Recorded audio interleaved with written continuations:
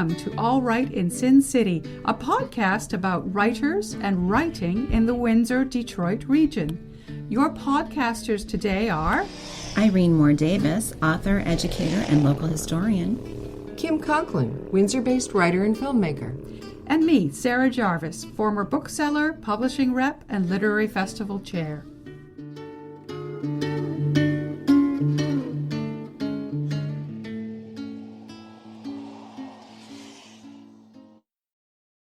W.S. Penn is a mixed-blood Native American, Nez Perce, who was a Washburn Distinguished lecturer and has won the Distinguished Faculty Award at Michigan State University.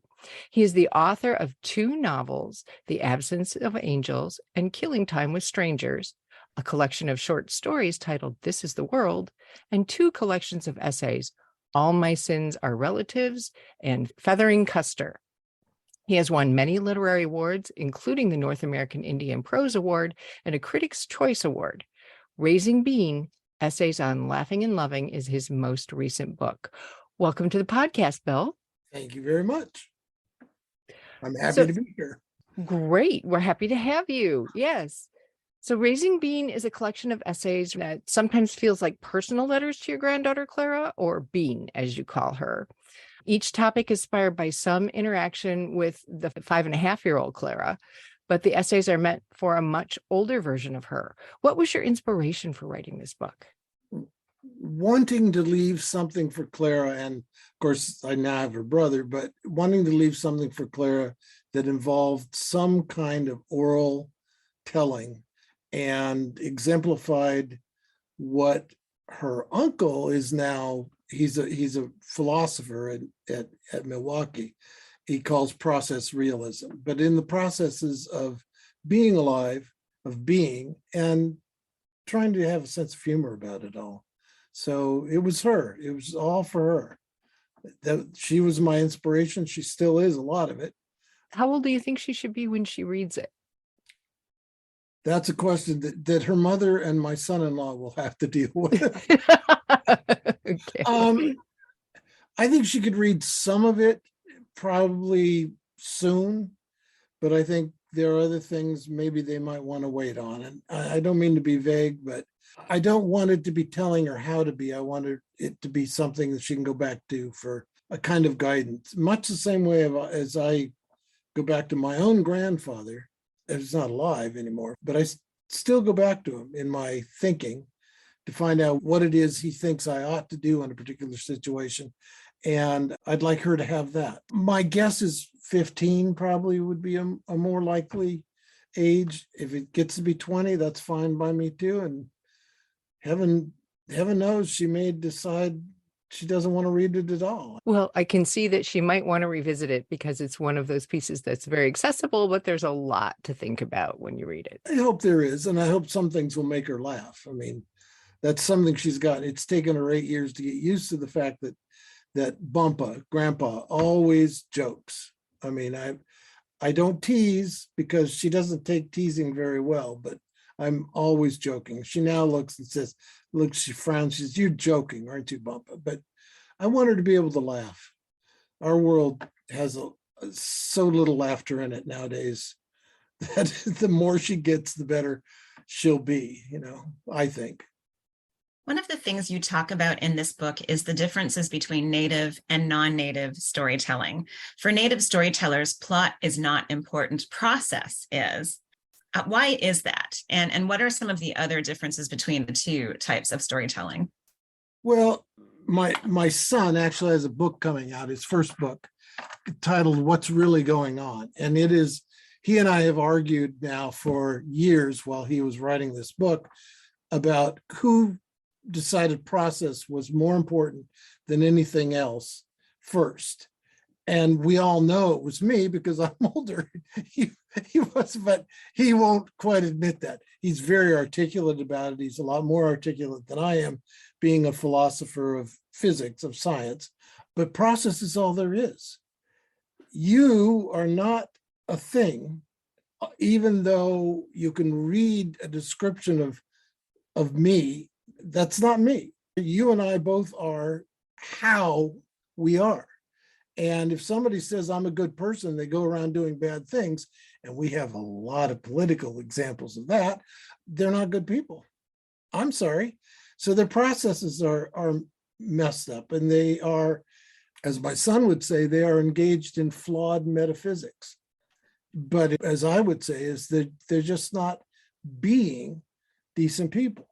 And I do think that brings up everything else about our world that we care about, because I.B. Singer was I think the person who convinced me ages and ages ago that love, if you had a novel that didn't have love in it, you probably didn't have a very good novel. Doesn't mean everything has to pan out. Everything has to be, rosy at the end, but there has to be love. If it's about human beings, there has to be love involved in the story. And I think that's kind of the way I grew up. I would sit on my grandfather's porch and I would just sit with him. Sometimes he'd speak, sometimes I'd speak, but sometimes I'd just sit with him. And that being with him was what was important, not what was said as much as being with him and him being with me. I think that's where the storytelling that I grew up with, which would come from a woman, a Nez Perce woman, who presumably is my aunt, named Mary Blue. I grew up valuing those stories, and those stories taught me ways to be. They didn't tell me how to be. And that, I think that's in the book, actually, that Nez Perce stories, I think most native stories, don't end with, and that's what is.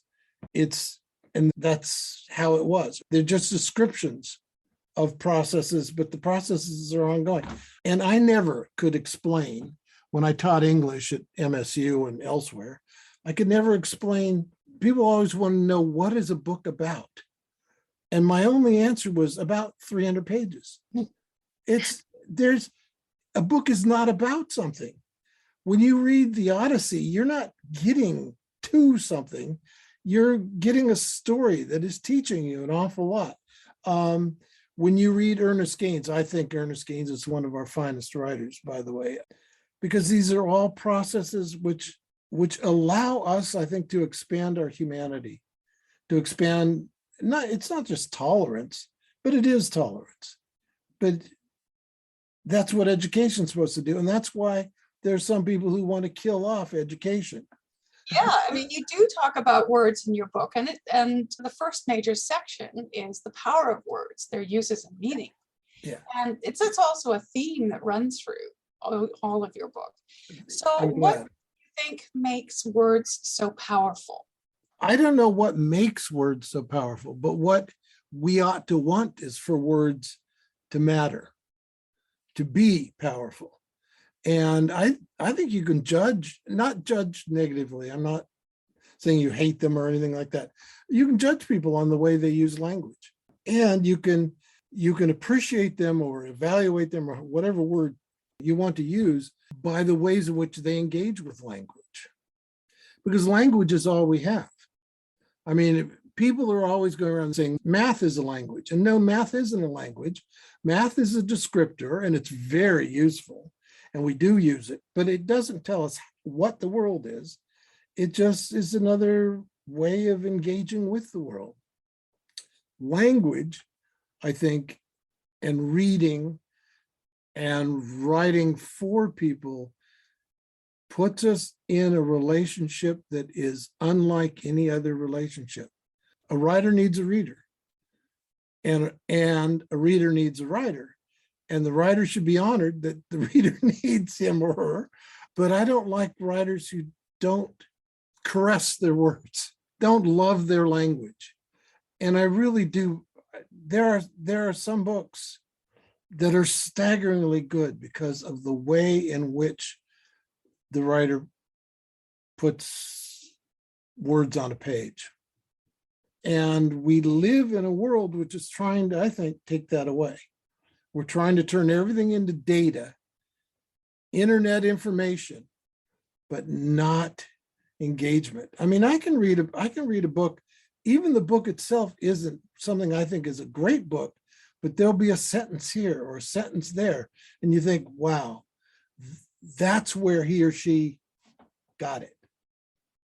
And of course, the problem being a writer is when you think, oh, that's where I got it, you've got to cut it. Because you're probably being a pompous ass. I mean, at least that's sort of the way I look at it. If I like a sentence or a paragraph too much, it better go, or I better disguise it, hide it somewhere, And my son, I can't believe I just read his blurb for his book. He sent it to me and said, Dad, what do you think? I can't believe how well he uses words. And I hope that I had some influence there. I don't know. And I never will. The one thing I will know is that when I'm dead, they won't forget me. They'll still hear the words. As my son says, we'll still get to airports early, Dad. I hope they value the storytelling, though, and the stories. So going down the idea about words a little bit, you seem to have different feelings toward different types of words. You prefer perhaps names and nouns, pronouns, not so much. So what do you think is the value of one versus another, or how do we use them differently? I try to stay away from pronouns is the answer to your question, because there are so many people who are, in my opinion, overly sensitized to them. It's like an example for me would be the word Indian. I worked with the native program here, and they're mostly Anishinaabe and Michigan Indians, which is to be expected, I suppose. But you always had to say Native American. But I think I say this in the book, there is no Native American about it. They're native. I mean, we were here first, So the American came along, and Amerigo Vespucci didn't even make it to America. If somebody wants to say Indian, and I do because it's just easy shorthand, I've run into so many non-Indians who want to tell me that, oh, well, we really ought to use other terminology. I don't want to get hung up in terminology. I want to get hung up in words. Pronouns are fine. They're useful. We need them in sentences. But I got tired of, like in academic essays, and I did publish a few of those, of having to put he or she or he. And I finally got to putting S/HE or H/IT, which of course was my feeling about all of that stuff. What about the ideas? What about the words that matter? And pronouns matter if we use them to hurt. And in the first essay, the Nick of Names, we use nicknames, and it says, because that is where the word comes from, it means an increase. Have I answered any of your questions? You have indeed. You've answered very thoroughly. Too thoroughly. See, anyway, I'm glad I've answered. Yes. You have a wicked sense of humor that shines through the book, especially when it's aimed at bureaucracies and some practices in the education system. One recurring character is Stan Dards, who was run down by a texting suburban mom. Sorry for the spoilers, listeners. Yeah. What is it that you think we're missing now that Stan is gone? And do you think we can ever resurrect him? I don't know. I think we ought to resurrect them, or else we're going to be driving over bridges that fail. We're going to be getting on planes where one engine falls off. And that's just the kind of thingy world. People would come to me and say, how do I do better? And this is mean, but if a student did it too often, I'd say, look, go back to kindergarten, start all over, and this time pay attention. And standards are involved with that. But we've got parents now who think of children as succeeding if they make money, but money can also be grades, because grades they see as a path to money. And money is fun to have, but only enough of it. You really don't need to be a billionaire. You don't even need to be a multimillionaire. I don't see the point. I'd rather take a nap. I mean, napping is important. So standards, no, I think standards got run over. And of course, got run over by somebody texting as they were driving down the road. We do judge ourselves by standards, don't we? Another section of your book is titled Not Nobody. Being not nobody seems to be a sort of middle ground between being nobody or being somebody famous or well-known.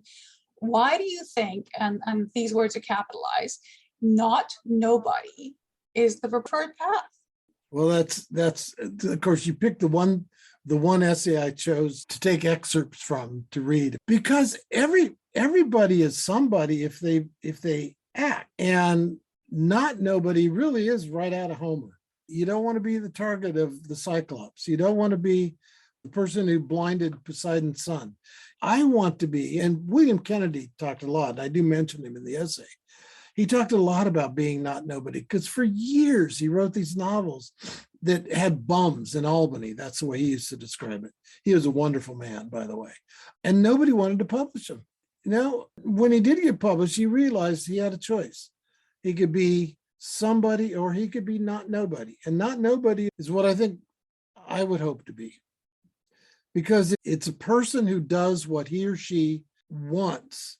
And that word want carries a wish and a lack in it. But why would anybody want to be somebody? Do you want to be Joseph Biden? I don't.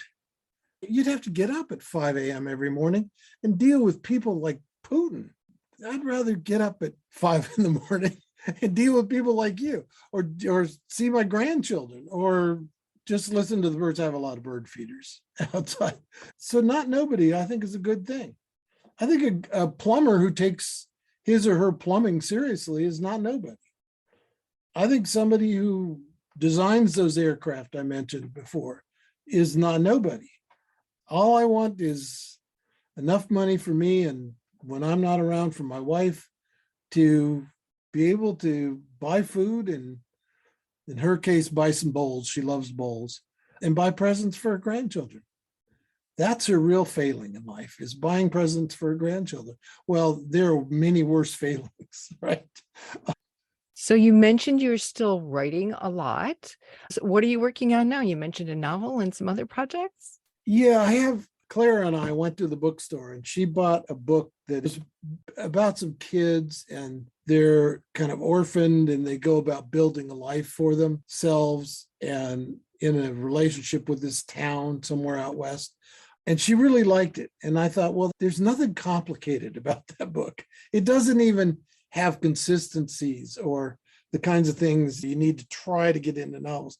So I'll try to write one. And I did, but I failed miserably. It's still on my computer, of course, but it kept getting more complicated. It had climate change in it. It had a rattlesnake that talked in it. So I was working on it, and then, one of those either uh-oh or aha moments, whichever it was, I went back to the novel that I've got that's titled The Call of Crow, Cry of the Jaguar. All I can say is I'm working on that, and I'm having fun with it, I guess. I wake up in the morning thinking about it. And it's sometimes I'll be talking to one of my family members, and they'll see me kind of drift off. And that's because part of my mind is going over to work on that. And I do think I do have a couple of essays for a book titled Travels with Charlie. Charlie is my grandson. There's a museum in Oslo that has some Matisses in it. 5 Matisses in one room. They're all the dancer. They're all various. And I love Matisse. Matisse is outside of Rembrandt, but Matisse is pretty much my main guy. I want to take him to Oslo, and I want to take him to the Uffizi in Florence, where there are some Rembrandts that are staggering. I think that's in the Not Nobody essay, actually. There are so many places in the world where we can learn a lot about our humanity and our relationship to it. So I was thinking Travels would be a way for me to go around. Would you like to read a little bit of Raising Bean for the audience? I'll do my best. This is from Not Nobody. And this is also about bureaucracies. This is Be All That You Can Be week in Claire Bean's school. Some fool from the local university's education department spent the afternoon telling Beaner's class that they could be all they wanted to be, an adaptation of the U.S. Army's Be All That You Can Be. To inculcate this idea into the little vats of bone and blood sitting cross-legged on the gymnasium floor, they chanted, "You are somebody," over and over and in between. Being what one wants to be is not the same thing as being all that one can be. The slogans not only involve the differences between can and want, but also involves taking long and honest looks at the basic material out of which the can may be made. Ms. Fickle said we can be anything we want in the modern world now today. I feel the tension in Bean's grip. She knows how much I object to verbal constructions that try to use here and nowness to gain the veneer of importance while denying the old hattedness of once were good ideas developed over years, even centuries. Bean knows that I think that human beings have changed little since the hairy dawn of Space Odyssey 2001. They certainly do the same things like love or hook up, fight and argue, disagree and agree, and with careful thinking and possibly education, grow less intolerant. No matter how much money Big Pharma invests, they still grow old and die. Ms. Fickle says we should want to be somebody, to be important, and to change the world. What does Mrs. Weary say? Nothing. Wise choice, I think. She made us all say what it was we wanted to be. Did you say anything? She shrugged, shook her head. No, she hadn't. She'd learned the lessons of Odysseus, that shouting out your name and origins can wreak havoc on your travel plans. At first, the man known as a master storyteller told the one-eyed monster Polyphemus that his name was Nobody, and Polyphemus, enamored of the importance of names and branding, went around laughing at Nobody while eating Odysseus's men 2 by 2. Cleverly, he and his last 6 crewmen hang below the fleecy bellies of the Cyclops' fattened sheep, and when the monster rolls aside the massive stone to allow the sheep out to graze the next day, they are free to run to their ship and row out beyond the grasp of the Cyclops, where, in a moment of hubris, Odysseus shouts back at the monster that his name is not Nobody, but Odysseus, son of Laertes from Ithaca, getting for his proud foolhardiness a massive boulder thrown at him by Polyphemus, barely missing his ship. Worse, going from nobody to somebody allows Polyphemus to protest to Dad about his blinding, and Dad just happens to be Poseidon, who, though he cannot keep Odysseus from Ithaca and home because Athena protects her favorite hero, can and does throw storms and tempests at Odysseus, wrecking his ship and killing his crew, leaving the Greek hero alone to float to the shores of an unknown island, doubling Odysseus's 10-year homecoming journey to 20 years. It is this dangerous shift from nobody to somebody that the writer William Kennedy talks about. After years of rejection, getting blank looks from inquisitors who wanted to know what he had published, not written, but published for the grand sums all writers who matter get, Kennedy described himself as not nobody. It's important to note Kennedy's wisdom and perspicuity. The movement from nobody to not nobody is not the same as the movement from nobody to somebody. A sudden leap from nobody to somebody is a jump into a chasm that is dark with narcissism and self-regard, and demands, even to the extreme of corruption, sycophancy, and an almost psychopathic childishness, the trumpeting of one's name in the misty fog blurring his lack of accomplishment. It leaves a writer, as well as a person who previously learned balance and philosophy and humility, stunned by imbalance and egotism. Talent, which derives from balance or a sum of money, is not an aptitude or skill, but a means of exchange, and as such requires at least 2 people, a buyer and a seller, a reader and a writer, a giver and a taker. Remembering the part of talent that is balance, the taking is more of an accepting and not a getting. Faulkner needed his editor to edit, to bring the sound into balance with the fury. I agree with Macbeth that life struts and frets its hour, a tale told by an idiot, or can be, but I don't agree that all life signifies nothing. Maybe it's the Indian in me, Bean, but all the love we've exchanged is not nothing, and I think life is the presence or absence of love. Apart from that, in conjunction with William Kennedy's wisdom and humor about becoming not nobody, it raises questions. Does one want, truly want, to be somebody. The scale we choose should, with some foresight and parental or teacherly guidance, match the circumference of our happiness. It is all there in Sartre's Freedom and Responsibility.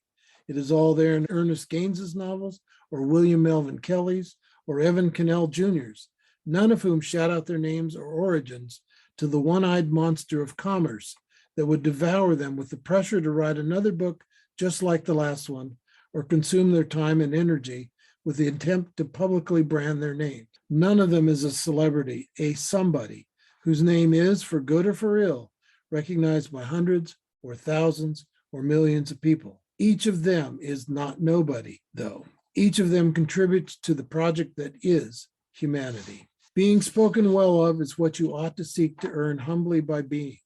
If you're made to be somebody, then accept the burden. But for heaven's sakes, don't shout out your name to the monstrous Polyphemus. And I think I'll stop there. W.S. Penn, thank you so much for joining us. I hope I gave you something worth having. You did indeed. Thank you again. Well, you never know. So anyway, thanks so much for doing this. Thanks for joining us. Look for more episodes of All Right in Sin City wherever you listen to podcasts, or check out our website, allrightinsincity.com. For information and announcements of new podcasts, sign up to our email list or follow us on Facebook and Twitter.